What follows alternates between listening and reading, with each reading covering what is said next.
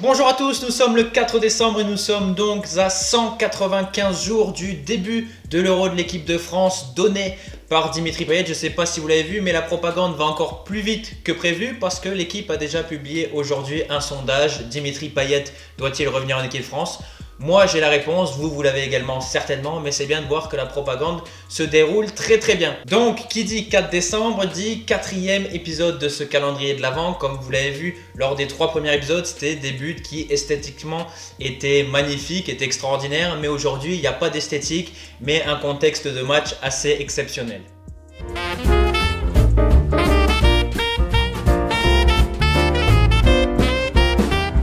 Et ce match, il a lieu le 27 juin 2018. La France n'est pas encore championne du monde pour la deuxième fois de son histoire. Ramener la coupe à la maison ne figure pas encore au top des charts. Mais on assiste à un match exceptionnel entre le tenant du titre, justement l'Allemagne, et la Corée du Sud. Pour avoir une chance de conserver sa couronne et de se qualifier pour les 8e de finale de la Coupe du Monde, l'Allemagne doit impérativement battre une Corée du Sud qui est déjà éliminée après 2 défaites en 2 matchs. Mais le match ne se déroule pas tout à fait comme prévu à cause d'un homme. Et cet homme-là, c'est Jo Yeon-woo, dit la réincarnation sud-coréenne de Eikichi Onizuka. L'Allemagne fait le maximum pour pouvoir arracher les 3 points et son billet pour les 8e de finale, mais la réincarnation sud-coréenne d'Eikichi Onizuka, Jo Yeon-woo, dit Cho, multiplie les exploits tel un résistant français pour empêcher justement les Allemands de passer au cap supérieur. Et donc on a un scénario de match assez exceptionnel parce que on a l'impression que des deux côtés, que ce soit la Corée du Sud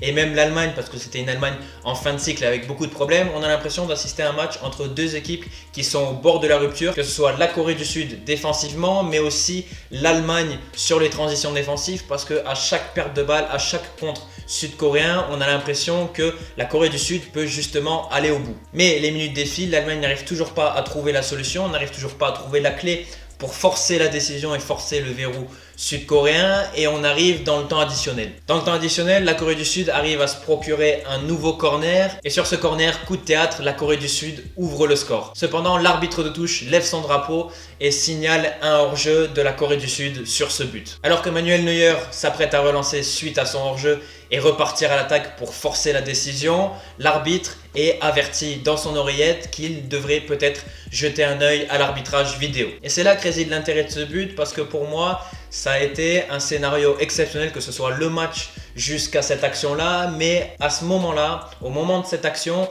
pour moi, la dramaturgie de ce match, elle prend une ampleur incroyable parce que on sent vraiment qu'on a l'Allemagne qui est au bord du précipice et qui attend la décision de l'arbitre. Et de l'autre côté, on a une équipe de la Corée du Sud qui est complètement survoltée et qui n'attend qu'exulter. Alors que, comme je l'ai dit, la Corée du Sud, dans ce match-là, ils ont strictement rien à gagner. Ils sont déjà éliminés et ils sont vraiment là juste pour l'honneur et pour essayer d'arracher un exploit face aux champions du monde en titre. Donc l'arbitre interrompt le jeu, va voir sur l'ordinateur de la VAR pour revisionner cette action. Et là, on a vraiment un temps mort, un silence de cathédrale qui est assez impressionnant parce que justement tout le monde attend le jugement, le verdict. L'arbitre revisionne l'action, tout le monde retient son souffle, il se retourne vers le terrain et là il fait le fameux geste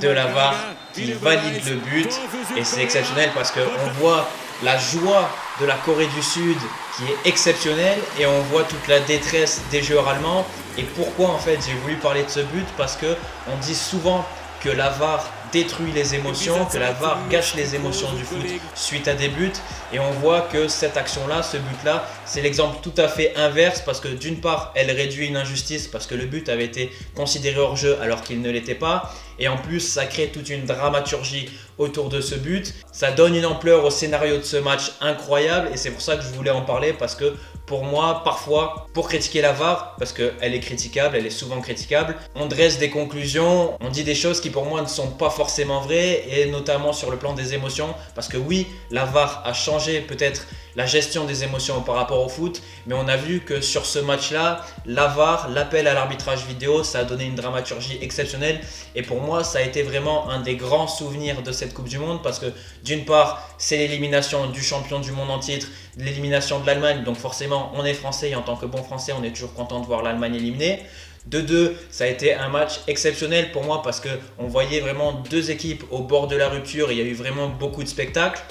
Troisième raison, on a eu la réincarnation d'Eikichi Onizuka, qui est quand même l'un des personnages de manga les plus incroyables de l'histoire, donc c'était quand même très très drôle. Et la quatrième raison, comme je l'ai dit, c'est vraiment la dramaturgie supplémentaire qu'a apporté l'AVAR sur ce match-là, parce que pendant quelques secondes, on a retenu notre souffle, et quand il y a eu le verdict de cette décision, il y a eu des émotions qui ont été incroyables, que ce soit du côté allemand et du côté coréen. D'ailleurs, pour la petite histoire, derrière ce but, l'Allemagne se jette à corps perdu vers les cages sud-coréennes. Ils essayent le tout pour revenir dans le match. Neuer, comme souvent, décide de jouer numéro 10, sauf que sur ce coup-là, Neuer va perdre la balle derrière un long ballon sud-coréen et la Corée du Sud double le score. Et ça donne encore un peu plus de dramaturgie et de spectacle à un match qui n'en manquait déjà pas. Car oui, Manuel, tu es l'un des plus grands gardiens de l'histoire, on va pas refaire le débat, mais cet après-midi-là, en Russie, le meilleur gardien du monde, il était sud-coréen, le meilleur gardien du monde, il était à moitié anorexique, et le meilleur gardien du monde, il avait surtout une coloration blonde exceptionnelle.